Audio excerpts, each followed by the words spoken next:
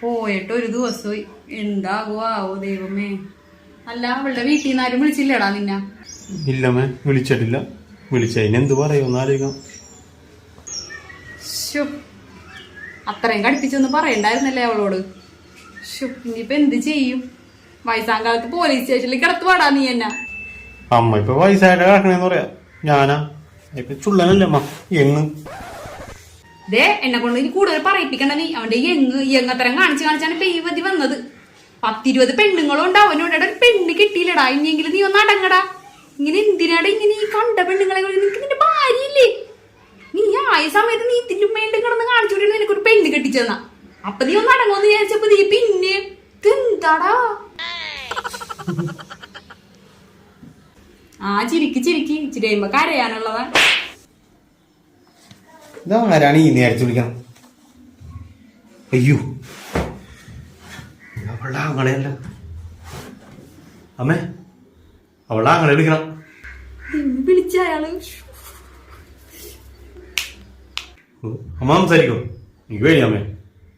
പിന്നെ ഞാനെടുത്ത് സംസാരിക്കാം. നീ സംസാരിക്കും. നീ അല്ലേ ഒപ്പിച്ച് വെച്ചാൽ നീ എന്നെ സംസാരിച്ചാ മതി. എടുക്കടാ, എടുക്ക്. ഞാനിപ്പോ എന്ത് പറയാനാ? അമ്മ സംസാരിക്കും. ഹലോ ആളെയാ, എന്താണ് അവിടെ ഇന്നലെ ഉണ്ടായത്? പെങ്ങളവിടെ വീട്ടിൽ വന്നിരിപ്പുണ്ടല്ലോ. ഇല്ലല്ലേ, അതങ്ങനെ അതൊന്നുമില്ല. അത് ഇങ്ങനെ വിളിച്ചപ്പോഴേ എന്താ പറഞ്ഞ? അതങ്ങനത്തെ ഒന്നുമില്ല. ആദ്യം കിടന്ന് ഉരുളാൻ നിക്കണ്ട. ചങ്ങേ സ്റ്റേഷനിലേക്ക് പോണേ. അവിടെ വെച്ചാണ് എന്തായാലും. അങ്ങോട്ട് പോരി. സ്റ്റേഷനില്ല? എന്താറിയാ? അങ്ങനത്തെ ഒന്നുമില്ലറിയാ. ഇല്ല, അവളോട് നിങ്ങൾ വരാൻ പറഞ്ഞാ മതി. ഇല്ല ഇനി അങ്ങനൊന്നും ഇല്ലറിയാ. അമ്മ സത്യമറിയാ. ഇനി അങ്ങനൊന്നും ഉണ്ടാവൂല. അവളോട് നിങ്ങൾ വരാൻ പറഞ്ഞ മതിയാ. കൊറേ ഇപ്പൊ എക്സ്ക്യൂസ് പറയണം. എത്ര ഭാഷ എന്റെ പെങ്ങളോട് കരഞ്ഞോണ്ട് വരണം. ഇനി ചാൻസ് ഒന്നും ഇല്ലട്ടാ. അറിയാ? ഇല്ല. എനിക്കറിയാ. ഇല്ലറിയാ, ഇനി അങ്ങനൊന്നും ഉണ്ടാവൂല. അളിയ സത്യം, ഇനി അങ്ങനൊന്നും ഉണ്ടാവൂലളിയാ. ഇനി എന്റെ പെങ്ങളെങ്ങനെ കരഞ്ഞോണ്ട് കണ്ടു കഴിഞ്ഞാ ബാക്കി പറയണ്ടല്ലോ അളിയാ.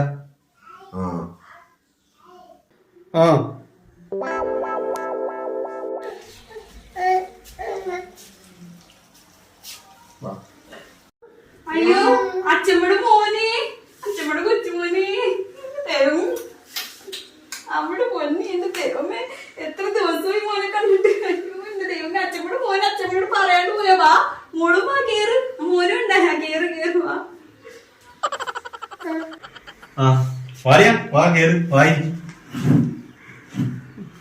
അച്ഛമ്മയുടെ മോനെ, എന്റെ ദൈവം, അച്ഛമ്മയുടെ പൊന്നി തക്കര. അച്ഛമ്മനെ കാണാഞ്ഞിട്ട് എന്റെ മോനെ ഉറങ്ങിയായിരുന്നല്ലോ. അച്ഛല്ല അച്ഛമ്മ. നിങ്ങള് രണ്ടും കൂടി അധികം കണ്ടൂരുണ്ട് നാടകമൊന്നും കൂടെ കാണിക്കാൻ നിക്കണ്ട കേട്ടാ.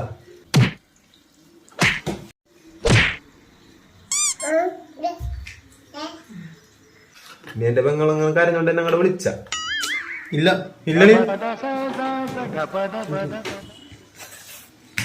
പിന്നെ അപ്പുറം വേറെ സംസാരം ഒന്നും ഇല്ല. ഇനി വേറെ കോടതി കാണാം.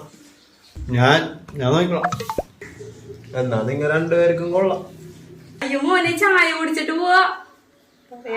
മാമനോട് ചായ കുടിക്കാന്ന് പറ. നിങ്ങളെ തൽക്കാലം സ്വീകരിക്കാൻ വന്നല്ലേ.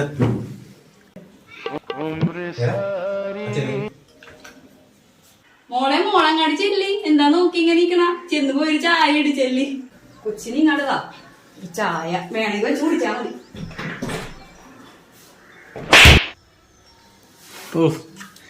എന്തായാലും അവള് ചായ വെക്കൂലെന്ന് പറഞ്ഞില്ല അമ്മ. അമ്മ ചായ വെച്ചിങ്ങതാ. ഇമ്മടി പുളിസി. ഞാൻ ചായ വെച്ച് നീ ഇപ്പൊ കുടിച്ച് ബാക്കിയേ. ഇനി ഇവിടെ അടുക്കള കയറുന്നാവോ? ഇന്നൊരു ദിവസം റെസ്റ്റ് കൊടുത്തേക്കാം. നാളെ നമുക്ക് തുടങ്ങാലേടാ നമ്മുടെ സ്വഭാവം. ഞാൻ ഇല്ല അമ്മ. സ്റ്റേഷനിൽ നിന്നൊക്കെ എന്നെ കൊണ്ടുപോയാ പോലീസുകാർ നല്ല ഇടിക്കും. അപ്പൊ നീ ഇപ്പൊ ഭാര്യയുടെ ആളായല്ലേ? ഇപ്പൊ ഞാൻ ഒറ്റക്കായി. അല്ലെങ്കിൽ എനിക്ക് അങ്ങനെയാണ്. ഞാൻ ഇത്രയും നാള് വളർത്തി വലുതാക്കി ഇവിടം വരെ കൊണ്ടുവന്ന് പെണ്ണ് കെട്ടിച്ച് കഴിഞ്ഞപ്പോ ഇപ്പൊ നിനക്ക് അവളൊന്നും പറയാൻ പറ്റൂലെന്നല്ലേ എന്റെ വിധി. എന്താ അതിനിപ്പോ എന്താ പ്രശ്നം ഉണ്ടായ? ഇവിടെ ഒരു പ്രശ്നമില്ല. അവളത് നാളത്തൊട്ട് അവളുടെ കാര്യങ്ങൾ അവള് ചെയ്തോളും. ഒരു പ്രശ്നമില്ല. അവളുടെ കാര്യമൊക്കെ അവള് ചെയ്യും. നിന്റെ കാര്യം അവള് ചെയ്യും. അപ്പൊ എന്റെ കാര്യോ? അതിന് അമ്മക്ക് വേറെ ശാരീരിക പ്രശ്നമൊന്നുമില്ല. നമുക്ക് നമ്മുടെ കാര്യം അമ്മ ചെയ്തപ്പോഴേ. നീ കൊള്ളാല കാലാടാ, ശാരീരിക പ്രശ്നമൊന്നും ഇല്ലെന്നാണ് നീ പറയണത്. എടാ എനിക്കൊന്ന് കുമ്പിടാൻ പറ്റൂലടാ, നടുവേദനയും കാലുവേദനയും കൊണ്ട് പറ്റണില്ല എനിക്ക്. എന്തി വരും ഞാൻ ഈ സ്റ്റെപ്പ് ഒന്ന് കയറി ഇവിടം വരെ വന്നിരിക്കണത് തന്നെ. എനിക്ക് കുനിഞ്ഞിട്ട് ഒരു പണിയും എടുക്കാൻ പറ്റൂലടാ. നീ എന്താണ് ഈ പറയണ മോനെ? അമ്മ സമാധാനപ്പെടും. ഞാൻ ചെന്നിട്ട് അവളോട് സമാധാനത്തിൽ പറഞ്ഞിട്ടേ അവളൊന്നും വഴി കൊണ്ടുവരാൻ നോക്കട്ടെ. വഴിക്ക് കൊണ്ടുവരാൻ നോക്കി നീ ഒരു വഴിയാകാതിരുന്നാ മതി.